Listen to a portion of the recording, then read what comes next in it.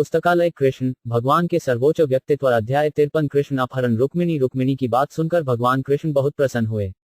उन्होंने तुरंत ब्राह्मण से हाथ मिलाया और कहा, मेरे प्रिय ब्राह्मण, मुझे यह सुनकर बहुत खुशी हुई कि रुक्मिणी मुझसे शादी करने के लिए उत्सुक है, क्योंकि मैं भी उसका हाथ पाने के लिए उत्सुक हूँ। मेरा मन हमेशा भीमा की बेटी के विचारों में लीन रहता है, और कभी कभी मैं रात को सो नहीं पाता क्योंकि मैं उसके बारे में सोच रहा हूँ। मैं समझ सकता हूँ कि रुक्मिणी का विवाह शिशुपाल के साथ उसके बड़े भाई ने मेरे प्रति शत्रुता की भावना से किया है, इसलिए मैंने इन सब हाकिमों को अच्छी शिक्षा देने का निश्चय किया है। जैसे कोई साधारण लकड़ी से आग निकालकर उसका उपयोग करता है, वैसे ही मैं इन आसुरी राजकुमारों से निपटने के बाद उनके बीच से रुक्मिणी को आग की तरह निकाल दूंगा। रुक्मिणी के विवाह की निश्चित तिथि के बारे में सूचित होने पर कृष्ण तुरंत जाने के लिए उत्सुक थे। उन्होंने अपने चालक दारुका से अपने रथ के लिए घोड़ों का उपयोग करने और विदर्भ राज्य जाने की तैयारी करने को कहा। यह आदेश सुनने के बाद चालक कृष्ण के 4 विशेष घोड़ों को ले आया। इन घोड़ों के नाम और विवरण पद्म पुराण में वर्णित हैं। पहला शैब्या, हरा भरा था। दूसरा सुग्रीव, बर्फ की तरह भूरा था। तीसरा मेघपुष्पा, एक नए बादल का रंग था। और आखिरी बलाहक, राख के रंग का था। जब घोड़े जुए हुए थे और रथ जाने के लिए तैयार था, कृष्ण ने ब्राह्मण की मदद की और उसे अपनी तरफ से एक सीट दी। वे तुरंत द्वारका से शुरू हुए और एक रात के भीतर विदर्भ प्रांत में पहुंचे। द्वारका राज्य भारत के पश्चिमी भाग में स्थित है और विदर्भ उत्तरी भाग में स्थित है। वे कम से कम 1000 मील की दूरी से अलग हो जाते हैं, लेकिन घोड़े इतने तेज थे कि वे एक रात के भीतर या अधिक से अधिक 12 घंटे के भीतर अपने गंतव्य कुशीना नामक शहर तक पहुंच गए। राजा भीमक अपनी बेटी को शिशुपाल को सौंपने के लिए उत्साहित नहीं थे, लेकिन वे अपने सबसे बड़े बेटे के लिए स्नेही लगाव के कारण विवाह समझौता स्वीकार करने के लिए बाध्य थे, जिसने इस पर बातचीत की थी। राजा कर्तव्य के रूप में विवाह समारोह के लिए शहर को सजा रहा था और इसे बहुत सफल बनाने के लिए बड़ी ईमानदारी से काम कर रहा था। सड़कों पर पानी छिड़का गया और शहर को बहुत अच्छी तरह से साफ किया गया। चूंकि भारत उष्णकटिबंधीय क्षेत्र में स्थित है, इसलिए वातावरण हमेशा शुष्क रहता है। सड़कों पर धूल हमेशा जमी रहती है, इसलिए उन्हें दिन में कम से कम एक बार और कलकत्ता जैसे बड़े शहरों में दिन में 2 बार पानी का छिड़काव करना चाहिए। कुशीना की सड़कों को रंगीन झंडों और उत्सवों से सजाया गया था और विशेष चौराहों पर फाटकों का निर्माण किया गया था। पूरे शहर को बहुत ही अच्छे से सजाया गया था। शहर की सुंदरता पुरुषों और महिलाओं दोनों द्वारा बढ़ाई गई थी, जो ताजे धुले हुए कपड़े पहने हुए थे और चंदन के गूदे, मोतियों के हार और फूलों की माला से सजाए गए थे। हर तरफ धूप जलाई जाती थी और अगुरु जैसी सुगंध से हवा सुगंधित हो जाती थी। पुजारियों और ब्राह्मणों को भव्य रूप से खिलाया जाता था और अनुष्ठान समारोह के अनुसार उन्हें पर्याप्त धन और गायों को दान में दिया जाता था। इस तरह वे वैदिक मंत्रोच्चार में लगे रहे। राजा की पुत्री रुक्मिणी अति सुंदर थी।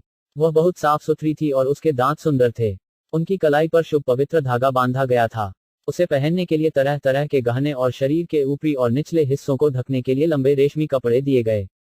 विद्वान पुजारियों ने सामवेद, ऋग्वेद और यजुर्वेद के मंत्रों का जाप करके उसकी रक्षा की। फिर उन्होंने अथर्ववेद से मंत्रों का जाप किया और विभिन्न सितारों के प्रभाव को शांत करने के लिए अग्नि में आहुति दी। राजा भीमक को ब्राह्मणों और पुजारियों के साथ व्यवहार करने का अनुभव था जब इस तरह के समारोह आयोजित किए जाते थे। उन्होंने विशेष रूप से ब्राह्मणों को बड़ी मात्रा में सोना और चांदी, गुड़ के साथ अनाज और कपड़े और आभूषणों से सजाए गए गायों को देकर सम्मानित किया। शिशुपाल के पिता दामघोष ने अपने पुत्र के सौभाग्य का आह्वान करने के लिए सभी प्रकार के कर्मकांडों को अंजाम दिया। अनियंत्रित नागरिकों को काटने की उनकी श्रेष्ठ क्षमता के कारण शिशुपाल के पिता को दमघोष के नाम से जाना जाता था। दम का अर्थ है नियंत्रण करना और घोष का अर्थ है प्रसिद्ध, इसलिए वह नागरिकों को नियंत्रित करने के लिए प्रसिद्ध था। दमघोष ने सोचा कि अगर कृष्ण विवाह समारोह में बाधा डालने आए तो वे निश्चित रूप से अपनी सैन्य शक्ति से उन्हें काट देंगे।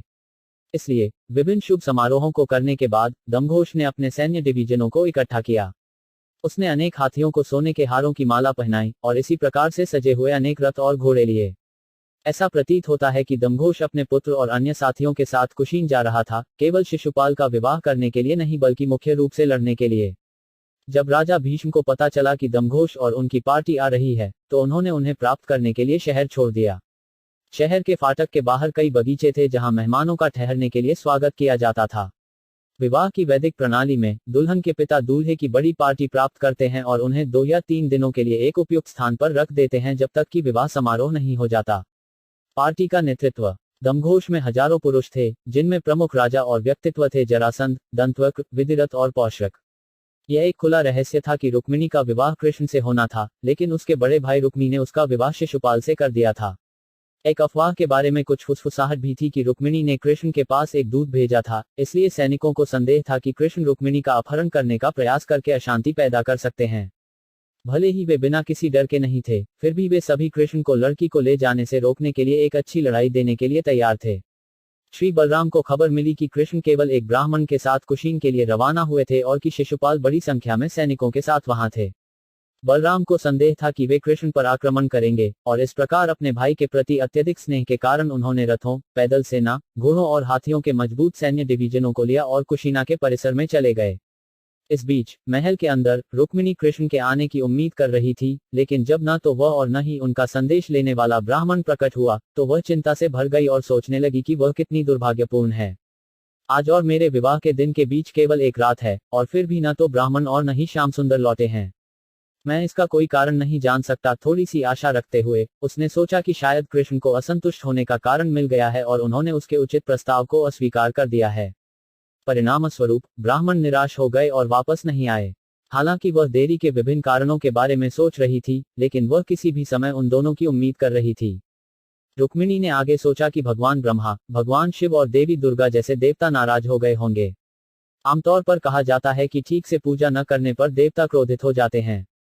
उदाहरण के लिए, जब इंद्र ने पाया कि वृंदावन के निवासी उनकी पूजा नहीं कर रहे थे, कृष्ण ने इंद्र यज्ञ को रोक दिया था, तो वे क्रोधित हो गए और उन्हें दंड देना चाहते थे। इस प्रकार रुक्मिणी ने सोचा कि चूंकि वह भगवान शिव या भगवान ब्रह्मा की बहुत पूजा नहीं करती हैं, वे क्रोधित हो सकते हैं और उनकी योजना को विफल करने की कोशिश कर सकते हैं। इसी तरह उसने सोचा कि भगवान शिव की पत्नी देवी दुर्गा ने अपने पति का पक्ष लिया होगा।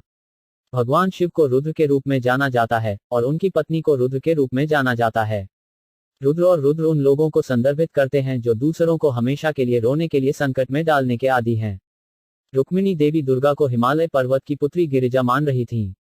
हिमालय के पर्वत बहुत ठंडे और कठोर हैं, और वह देवी दुर्गा को कठोर और ठंडी समझती थीं।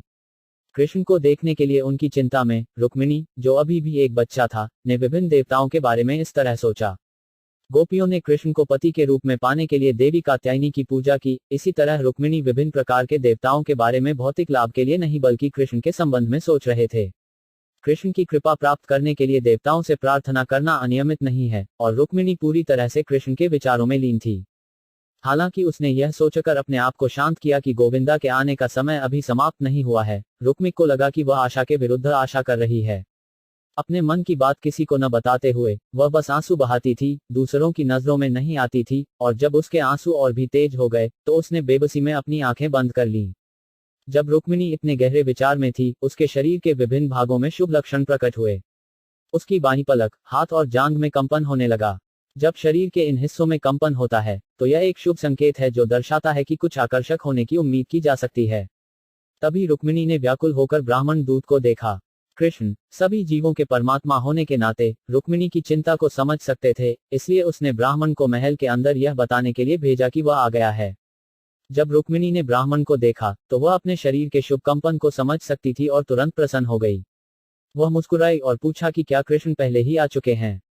ब्राह्मण ने उत्तर दिया कि यदु वंश के पुत्र श्री कृष्ण आ गए हैं। उन्होंने आगे उसे यह कहकर प्रोत्साहित किया कि कृष्ण ने उसे बिना असफलता के ले जाने का वादा किया था। रुक्मिणी ब्राह्मण के संदेश से इतनी प्रसन्न हुई कि वह उसे अपना सब कुछ दान में देना चाहती थी। हालांकि प्रस्तुति के लिए उपयुक्त कुछ भी नहीं पाकर उसने बस उसे अपना सम्मानपूर्वक प्रणाम किया। किसी श्रेष्ठ को सम्मानपूर्वक प्रणाम करने का महत्व यह है कि जो व्यक्ति पूजा करता है वह सम्मानित व्यक्ति के लिए बाध्य होता है। दूसरे शब्दों में रुक्मिणी ने कहा कि वह हमेशा ब्राह्मण की आभारी रहेंगी। जिस किसी को भी इस ब्राह्मण की तरह भाग्य की देवी की कृपा मिलती है, वह निस्संदेह भौतिक ऐश्वर्य में हमेशा खुश रहता है। जब राजा भीमक ने सुना कि कृष्ण और बलराम आए हैं, तो उन्होंने उन्हें अपनी बेटी के विवाह समारोह को देखने के लिए आमंत्रित किया। तुरंत उसने उन्हें उनके सैनिकों के साथ एक उपयुक्त बगीचे के घर में प्राप्त करने की व्यवस्था की। वैदिक रीति के अनुसार राजा ने कृष्ण और बलराम को शहद और ताजे धुले हुए वस्त्र अर्पित किए। वह न केवल कृष्ण, बलराम और जरासंध जैसे राजाओं के लिए, बल्कि कई अन्य राजाओं और राजकुमारों के लिए भी उनकी व्यक्तिगत ताकत, उम्र और भौतिक संपत्ति के अनुसार मेहमान नवाज थे। जिज्ञासा और उत्सुकता से कुशीन के लोग कृष्ण और बलराम के सामने उनकी सुंदरता का अमृत पीने के लिए इकट्ठे हुए। अश्रुपूर्ण आंखों से उन्होंने कृष्ण और बलराम को अपना मौन सम्मान दिया। वे बहुत प्रसन्न हुए, भगवान कृष्ण को रुक्मिणी के लिए उपयुक्त मैच मानते हुए। वे कृष्ण और रुक्मिणी को एकजुट करने के लिए इतने उत्सुक थे कि उन्होंने भगवान के व्यक्तित्व से प्रार्थना की, हे भगवान, यदि हमने कोई पवित्र कार्य किया है जिससे आप संतुष्ट हैं, तो कृपया हम पर दया करें और रुक्मिणी का हाथ स्वीकार करें। ऐसा प्रतीत होता है कि रुक्मी एक बहुत लोकप्रिय राजकुमारी थी और सभी नागरिकों ने उसके लिए गहन प्रेम से उसके सर्वोत्तम भाग्य के लिए प्रार्थना की। इस बीच रुक्मिणी बहुत अच्छे कपड़े पहने और अंगरक्षकों द्वारा संरक्षित होकर अंबिका देवी दुर्गा के मंदिर के दर्शन के लिए महल से बाहर आई। मंदिर में देवी पूजा वैदिक संस्कृति की शुरुआत के बाद से अस्तित्व में है। भगवत गीता में वर्णित पुरुषों का एक वर्ग वेदवादरता के रूप में है। वे केवल वैदिक कर्मकांडों में विश्वास करते हैं लेकिन मंदिर पूजा में नहीं। ऐसे मूर्ख लोग यहाँ ध्यान दें कि यद्यपि कृष्ण और रुक्मिणी का यह विवाह 5000 साल से भी पहले हुआ था, फिर भी मंदिर में पूजा की व्यवस्था थी। भगवत गीता में भगवान कहते हैं, यंती देवव्रत देवन, देवताओं के उपासक देवताओं के निवास को प्राप्त करते हैं। ऐसे बहुत से लोग थे जिन्होंने देवताओं की पूजा की और कई ऐसे थे जिन्होंने सीधे भगवान की सर्वोच्च व्यक्तित्व की पूजा की। देवता पूजा की प्रणाली मुख्य रूप से भगवान ब्रह्मा, भगवान शिव, भगवान गणेश, सूर्य देवता और देवी दुर्गा को निर्देशित की गई थी। भगवान शिव और देवी दुर्गा की पूजा शाही परिवारों द्वारा भी की जाती थी। अन्य छोटे देवताओं की पूजा मूर्ख निम्न वर्ग के लोग करते थे। जहां तक और वैष्णवों का संबंध है, वे केवल भगवान विष्णु की पूजा करते हैं, भगवान के सर्वोच्च व्यक्तित्व। भगवत गीता में देवताओं की पूजा की निंदा की गई है लेकिन मना नहीं किया गया है। वहां यह स्पष्ट रूप से कहा गया है कि कम बुद्धिमान पुरुष भौतिक लाभ के लिए देवताओं की पूजा करते हैं। दूसरी ओर, भले ही रुक्मिणी भाग्य की देवी थी, वह देवी दुर्गा के मंदिर में गई क्योंकि वहां कुल देवता की पूजा की जाती थी। श्रीमद् भागवत में कहा गया है कि जैसे ही रुक्मिणी देवी दुर्गा के मंदिर की ओर बढ़ी, उन्होंने अपने हृदय में हमेशा कृष्ण के चरण कमलों के बारे में सोचा। इसलिए जब रुक्मिणी मंदिर गए तो यह किसी सामान्य व्यक्ति के इरादे से नहीं था, जो भौतिक लाभ के लिए भीख मांगने जाता है। उसका एकमात्र लक्ष्य कृष्ण थे। जैसे ही रुक्मिणी मंदिर की ओर बढ़ी, वह चुप और गंभीर थी। उसकी माँ और उसकी सहेलियां उसके साथ थीं, और एक ब्राह्मण की पत्नी केंद्र में थी। उसके चारों ओर शाही अंगरक्षक थे। एक होने वाली दुल्हन के एक देवता के मंदिर में जाने की यह प्रथा अभी भी भारत में प्रचलित है। जैसे जैसे जुलूस जारी रहा, विभिन्न संगीतमय ध्वनियां सुनाई दी। शंख, पांडव जैसे ढोल और विभिन्न आकारों के बिगुल जैसे तोर्य और भेरे एक ध्वनि बनाने के लिए संयुक्त थे, जो न केवल शुभ थी बल्कि सुनने में बहुत प्यारी थी। सम्मानित ब्राह्मणों की हजारों पत्नियां उपस्थित थीं। सभी ने उपयुक्त आभूषणों के साथ बहुत अच्छे कपड़े पहने थे। उन्होंने रुक्मिणी को भगवान शिव और देवी दुर्गा की पूजा में सहायता करने के लिए फूलों की माला, चंदन का गूदा और कई तरह के रंगीन वस्त्र भेंट किए। इनमें से कुछ महिलाएं बहुत बूढ़ी थीं और अच्छी तरह जानती थीं कि देवी दुर्गा और भगवान शिव की पूजा कैसे की जाती है। इसलिए रुक्मिणी और अन्य लोगों के बाद उन्होंने देवता के सामने इन प्रार्थनाओं का नेतृत्व किया। रुक्मिणी ने यह कहकर देवता से प्रार्थना की, मेरी प्यारी देवी दुर्गा, मैं आपको और आपके बच्चों को भी नमन करता हूँ। देवी दुर्गा के 4 प्रसिद्ध बच्चे हैं, 2 बेटियां, भाग्य की देवी लक्ष्मी और विद्या की देवी सरस्वती, और 2 पुत्र, भगवान गणेश और भगवान कार्तिकेय। इन सभी को देवता और देवी माना जाता है।